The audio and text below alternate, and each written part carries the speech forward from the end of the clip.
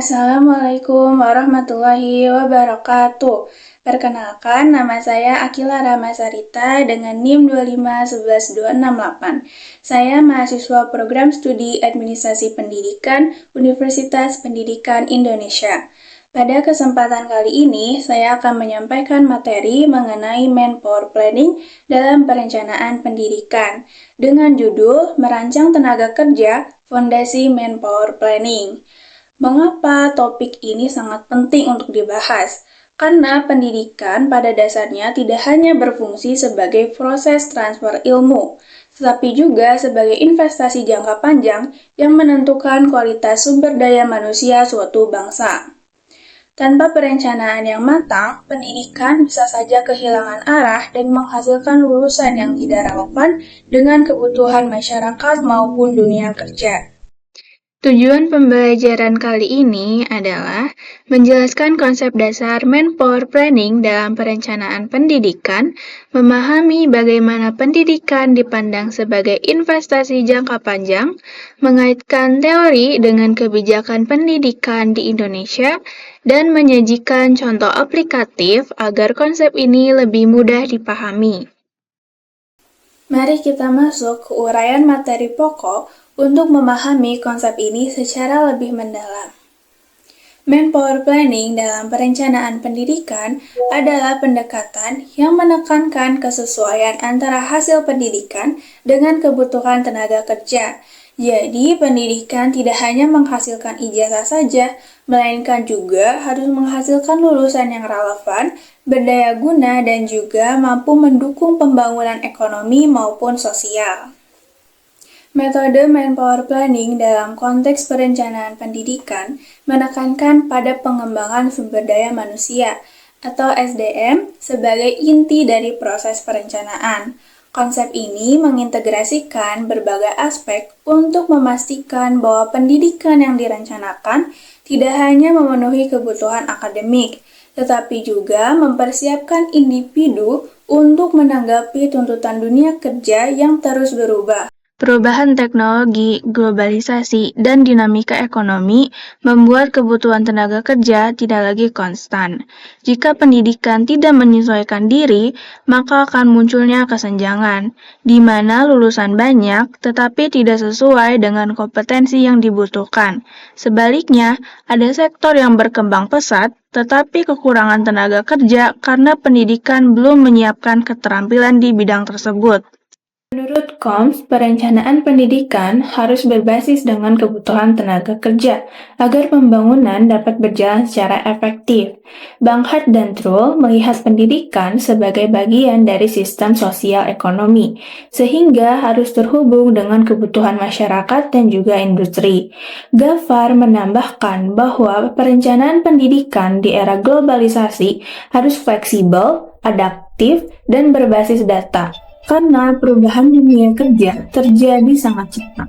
Di Indonesia, relevansi Manpower Planning terlihat jelas dalam kebijakan Merdeka Belajar dan transformasi digital pendidikan, di mana pendidikan diarahkan agar siswa memiliki keterampilan praktis, kemampuan berpikir kritis, literasi digital, dan sikap profesional. Penggunaan platform daring, learning management system, serta integrasi teknologi dalam pembelajaran adalah langkah strategis untuk menyiapkan lulusan yang melek teknologi. Selain itu, Manpower Planning juga menekankan bahwa pendidikan adalah investasi jangka panjang. Hasilnya baru terlihat beberapa tahun ke depan ketika lulusan benar-benar masuk ke dunia kerja. Karena itu, perencanaan pendidikan harus dilakukan secara sistematis, berbasis data, dan mempertimbangkan tren ekonomi maupun sosial. Misalnya, jika data menunjukkan sektor energi terbarukan akan berkembang pesat, maka pendidikan harus mulai menyiapkan program studi dan pelatihan di bidang tersebut. Hal penting lainnya adalah keterlibatan berbagai pemangku kepentingan atau stakeholder. Perencanaan tenaga kerja tidak bisa hanya dilakukan oleh pemerintah, Tetapi dunia industri, perguruan tinggi, sekolah, dan masyarakat harus terlibat. Kolaborasi ini memastikan bahwa pendidikan benar-benar relevan dengan kebutuhan nyata. Dengan pemahaman teori ini, mari kita lihat bagaimana manpower planning dapat diterapkan dalam contoh nyata di sekolah, perguruan tinggi, maupun di kebijakan nasional.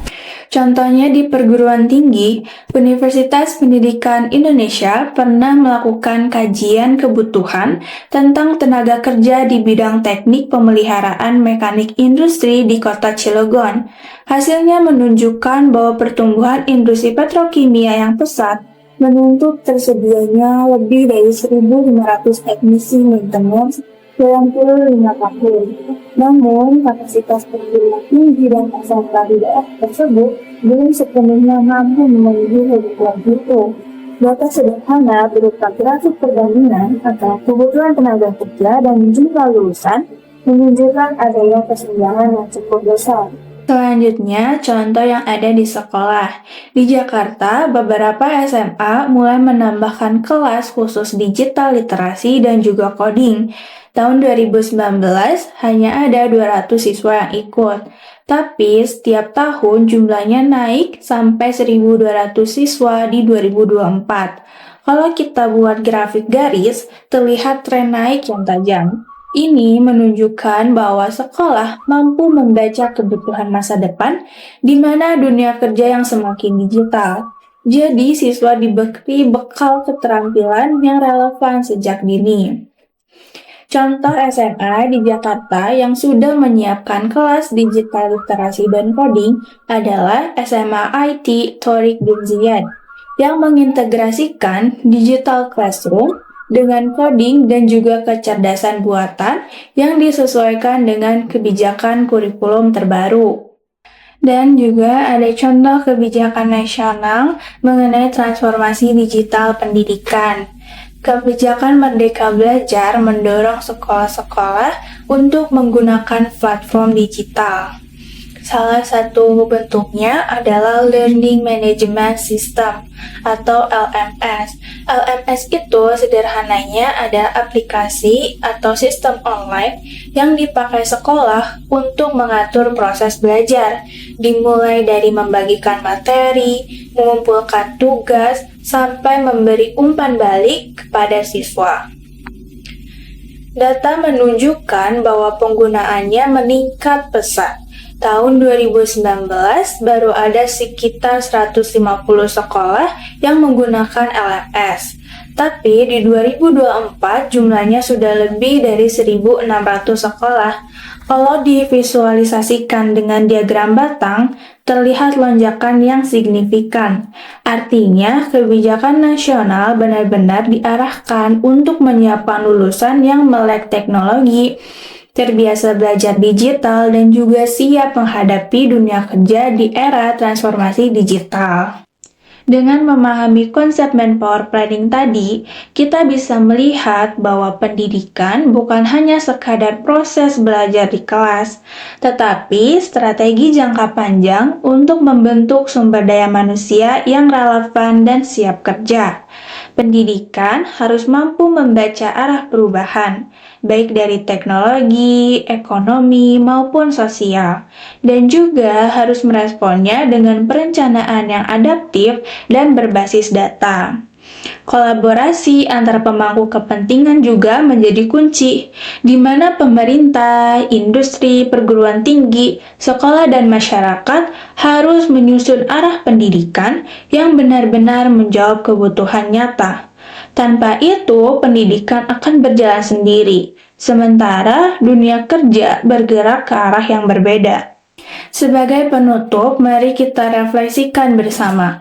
Apakah sistem pendidikan kita sudah cukup tanggap terhadap perubahan dunia kerja? Sudahkah kita sebagai calon pendidik, pengambil kebijakan, atau pelaku pendidikan ikut terlibat dalam menyusun arah yang relevan dan berkelanjutan? Karena pada dasarnya, manpower planning bukan hanya soal angka dan juga proyeksi, tapi tentang bagaimana kita menyiapkan manusia untuk masa depan yang terus berubah. Sekian dari saya, semoga materi ini bisa bermanfaat dan bisa menjadi bekal untuk memahami arah perencanaan pendidikan yang lebih relevan dan berdampak. Saya ucapkan terima kasih.